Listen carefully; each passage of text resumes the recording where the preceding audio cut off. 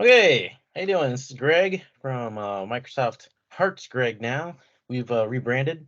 I was on the Power BI community show. Didn't want to do that to them. So we may rebrand back, but for the time being, I guess this is Microsoft Hearts Greg's Quick Measures or whatever you want to call it. Still spells Mushkookum. All right, so in the last video I had, there was a surprise at the end. There was more secrets of Mushkookum than I had a surprise ending where I introduced Metadata Mechanic. And I think I was demonstrating Metadata Mechanic Pro. So you can see I got the Quick Measures Pro, Powersort Pro, Metadata Mechanic Pro. I actually just had a webinar on these from Enterprise DNA. You can get to it. I'll post this link in the chat or in the description. And this is me. I go through all three of those tools and I show how to create quick measures, how to create quick measure definitions, how to use Powersort and Powersort Pro, how to use a Metadata Mechanic Pro. If you want the tools, you can go out here to enterprisedna.co/external-tools. You can download them, get them all installed, just one install for all of them. So anyway, so today though, I'm going to be looking at the free version of Metadata Mechanic, which I have installed right here.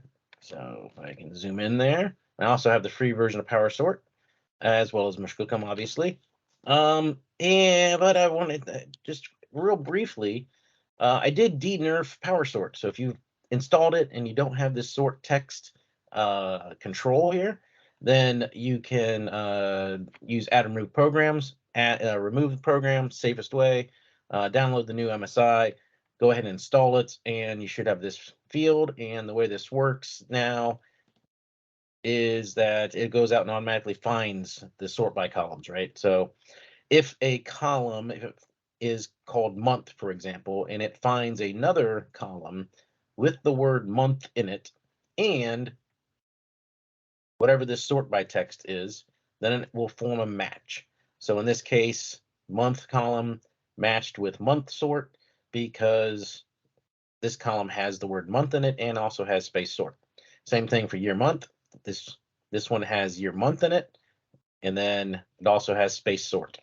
Okay, pretty simple matching. It does come up with false positive once in a while, right? Month sort has the word month sort in it, the words month sort in it, and it also includes space sort. So this one matched for month sort. So just unset it, right? Anyway, so you can still just hit the sort by columns and poof, done. All your sort by columns are set, right? So anyway, I just wanted to let everyone know that that had been de-nerfed. And Metadata Mechanic. So if you kind of saw Metadata Mechanic Pro, you'll notice there's a few options that are missing here compared to that version. So again, it's been nerfed a little bit. It has some advertising, that sort of stuff.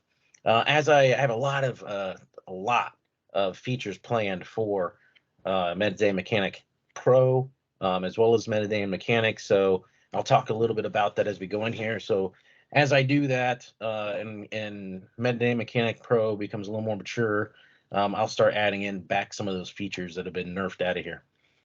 Okay, so the basic concept between Metadata Mechanic, right, is I'm in here, and of course it's different interface. I'm in the report view, and I can say, okay, let's count the seconds to hide this field, right? So hide 1001, 1002, 1000. Oh, okay, only took 2 seconds that time, right?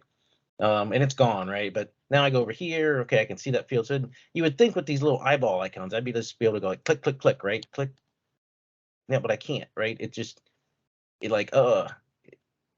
takes a painful amount of time to like hide these things and actually return back to sanity, right? So anyway, it's just annoying. I've always been annoyed by it. It just seems like it's like, what is it doing? As I click these things, you would think it'd just be instant. But it's not, right? But with Metadata Mechanic, it can be. Okay, so let's say I've got my table. So the one thing about Metadata Mechanic, right? I took away the all option. One, that's kind of a safety feature. You probably shouldn't be changing all the metadata for all your tables, columns, and measures across your entire data set model. Technically, I've been talking with the Power BI development team. You're not, columns and tables are not writable objects. So you can't write metadata to them. You know, that's technically not supported. Those kinds of things. And so, I mean, you can, I have hung Power BI Desktop. Okay. So just word of warning, I've never really had a problem in only working with a single table, but it's always a possibility, right? So if I go ahead and get the metadata, right? So as you can see here, it's all of those. Well, hang on. It's because I loaded up everything beforehand. Hang on. So I've got all those hidden. Let's go ahead and load up Metadata Mechanic. And that is something that is a good call out point, right? And I'm something that's in the feature list. But Metadata Mechanic is going to load up your data model the way that it exists when you launch it. Okay, that's why those all showed up as false versus now. Find out. Yeah, now they're all true, right? So that's something to keep in mind. And there is, and I have that in the backlog to go ahead and make it so that I can kind of refresh, you know, internally. Because what Metadata Mechanic is doing internally is it's loading up the data model into a dictionary list, essentially, or a custom object list when it launches. Okay, so I probably need to put something in here to kind of re-update those objects. But as you can see now, they're all true. They're all set to true. This is kind of like you're in a preview version, okay? So what I want to do is, well, I don't have, yeah, column is not hidden, but the rest are. So let's say that I wanted to unhide all of those, right? So I can do things like this, and this is where the vertical tabbing comes in, right?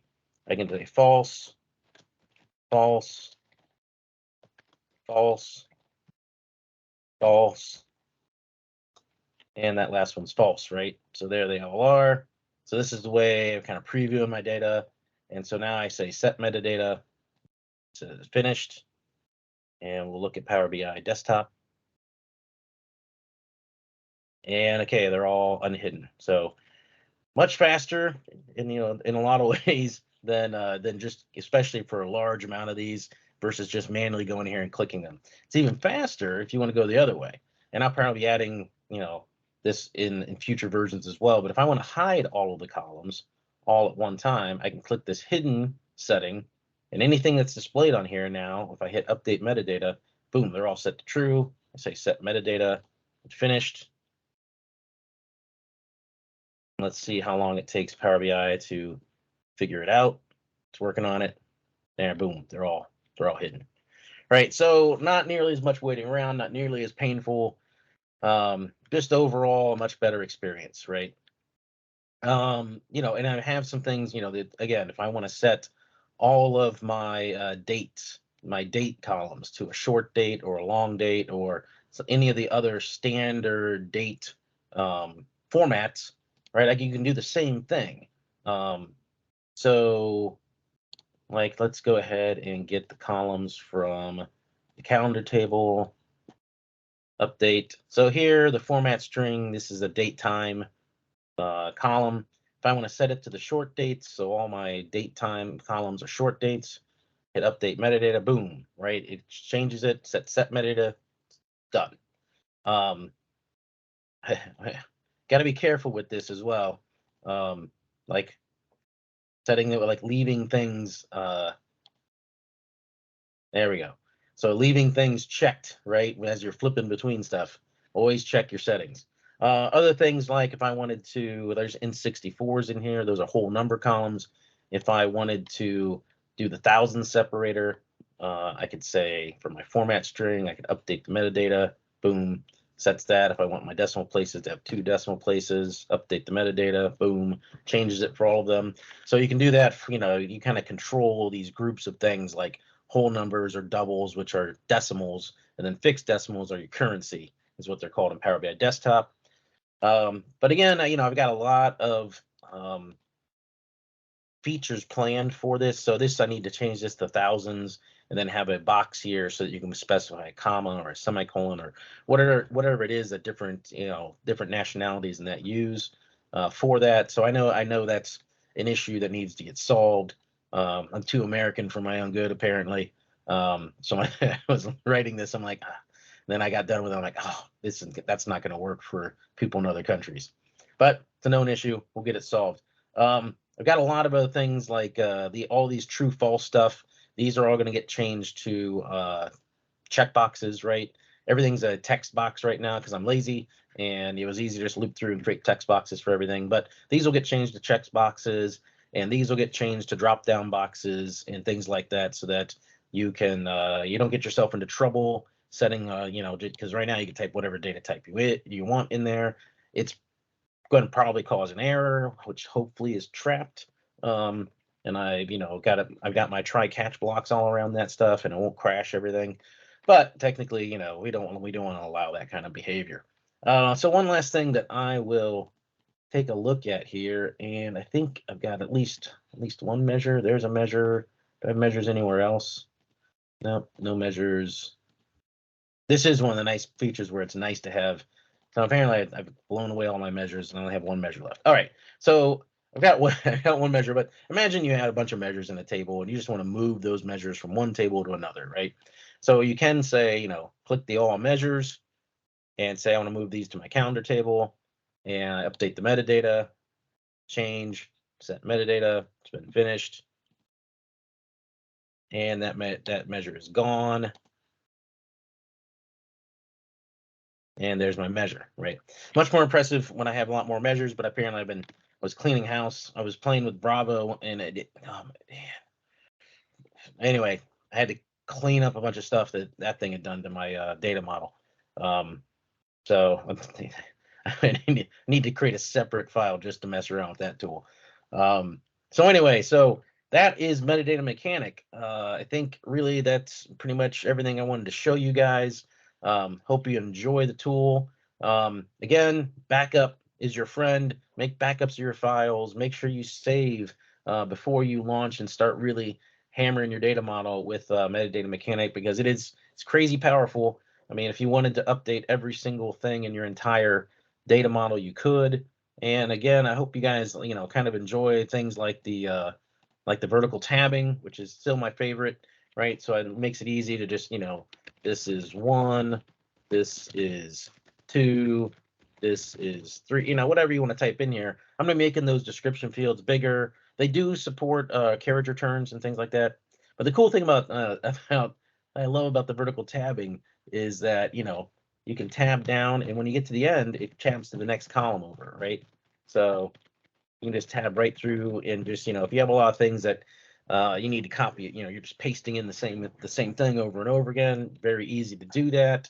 When these things become checkboxes, then I think, it could be a tab space, tab space, tab space, and be able to do that. So lots of cool ideas I've got coming. Again, you can get this out on my GitHub repository. Just go to Greg Deckler on GitHub.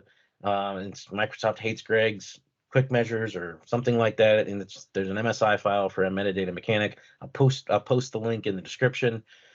Hope everybody has a good weekend coming up. Sorry I haven't posted videos. I've been super slammed with writing my book, Mastering Power BI Second Edition. It's going to be this 800-page monster. It's crazy. Down to one last draft chapter to do. And then it's just editorial edits at that point. And I've been on making a ton of videos for on the Power BI community show and doing other things, just kind of promoting these tools. So, but I wanted to get you guys, my loyal subscribers, all 6 of you, I wanted to get to you guys a personal video that kind of showed off the free version of Metadata Mechanic. And that's it. Have a great one.